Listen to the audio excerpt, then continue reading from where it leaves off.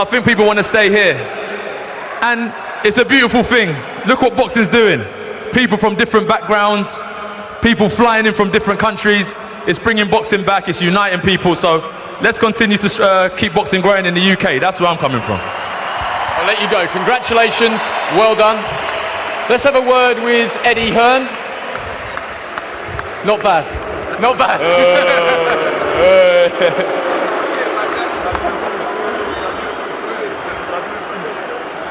Guys. Now, we're going to listen to what Eddie Hearn has to say. He's the promoter of Anthony Joshua, if you don't know. He's also the promoter of Dylan White. There's an interesting storyline going on right now, and basically, I see through the bullshit. I see through the bullshit. Let's hear what he has to say. 3 times next year. AJ's told me he wants the belts. Deontay Wilder, he talks a lot. He's not really fighting anybody. We know he's listening, so give him a message. Listen, Deontay Wilder against Anthony Joshua has to happen. There's also a great heavyweight called Tyson Fury. We want to see him come back to the sport. Anthony Joshua wants to be in the real fights. I promise you, I promise the fans, he will give you the fights that you want. I promise you that. Deontay Wilder, Joseph Parker, Tyson Fury, they're the 2018 fights.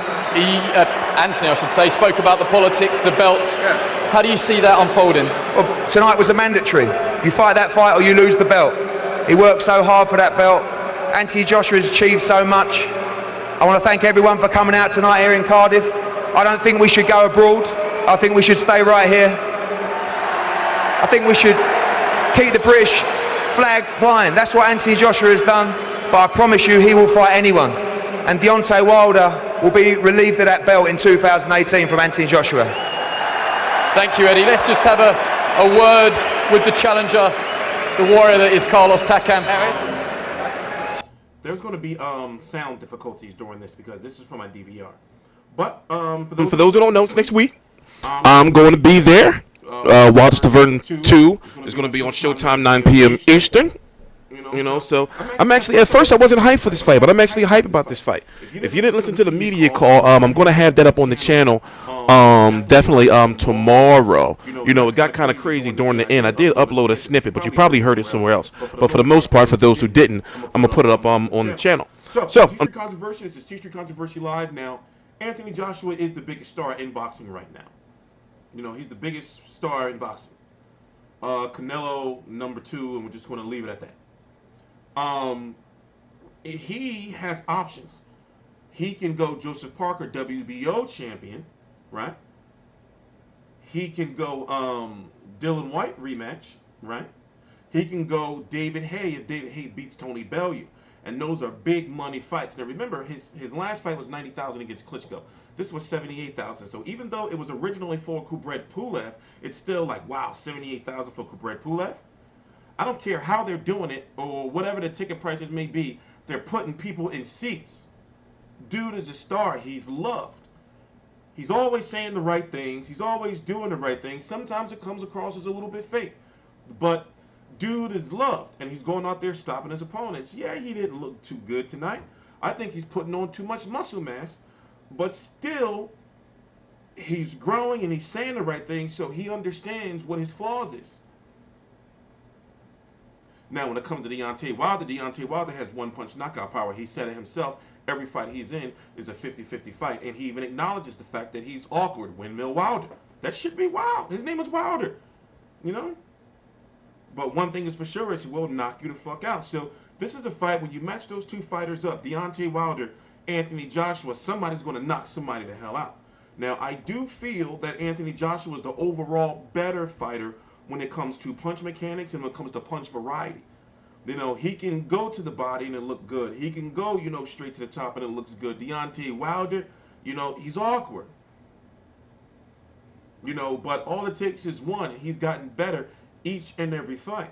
But the problem is the promoter of Anthony Joshua, even though he didn't say it there because he knows the right things to say, this is a promoter. They know what they're doing. He knew they had to say Deontay Wilder. He knew that he couldn't go on there and say, well, Deontay Wilder has to fight Dylan White, but he'll go in the back and do those interviews in the back and say it. But he couldn't do it right there because it's going to make Anthony Joshua look bad. Well, why not fight him? He's a champion, and he's calling you out. So, of course, Eddie Hearn is going to be like, well, you know, we want Deontay Wilder. We're going to strip him of that belt. we want the WBO belt, but when it comes to behind the scenes shit, it don't always work out like that. Because Eddie Hearn has been saying that, look, he can't get Anthony Joshua until he fights Dillian Whyte because he has no names on his record. He's been saying that. So, you know, that's how they get you with the BS. So as far as Carlos Takam is concerned, it was a bad stoppage. But of course, people are going to say, well, he was going to get knocked out anyway. That's not the point. That doesn't matter. It doesn't matter. So, what do I take away from this fight? We've learned that he is a global superstar. We've learned that now they're talking about not coming to the States because they come to the States for anybody. They have to come to the States for Deontay Wilder. You have Joseph Parker, who's already saying he's going to be living in the UK. Eddie Hearn and the team of Joseph Parker had already met before Joseph Parker took on Hughie Fury. They're talking about Tyson Fury, but Tyson Fury's got to lose 100 pounds. That's going to take a year within itself. Unless Tyson Fury's like, all right, I'm going back in the gym in January, and then by the end of, 2018, it's going to be me and Anthony Joshua. But he's going to have to at least have 2 fights, before that, and have a 2018, where he has 3 fights himself. So a lot of this stuff that they be talking about, like the promoters and the managers and stuff, they know exactly what they're saying, and they know what audiences they're trying to reach, and they know what kind of narrative they're trying to start. But somebody like me who studies the sport, this is my job, this is what I do. I research, I watch all the interviews, I read all the articles, I put all that shit together, and I say, wait a minute, you said this here, but then you said this here. And then if I get in contact with you, or if I see you somewhere, I'm going to ask you in a polite way, well, but you said this, and you said that, So you miss me with a lot of that bullshit.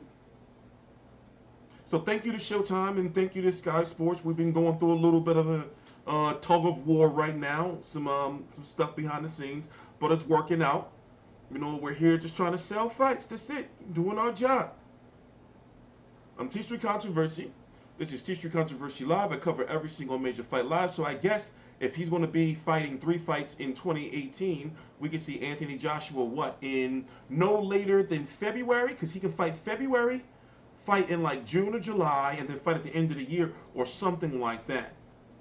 Because if he doesn't fight no later than March, then he's not going to have a 3-fight 2018. That's just too much. But by the end of 2018, he can fully dominate the heavyweight division with just 2 fights, Deontay Wilder and Joseph Parker. But he's got to beat those guys. So, oh my God. I'm TstreeT Controversy. This is TstreeT Controversy Live. Please subscribe.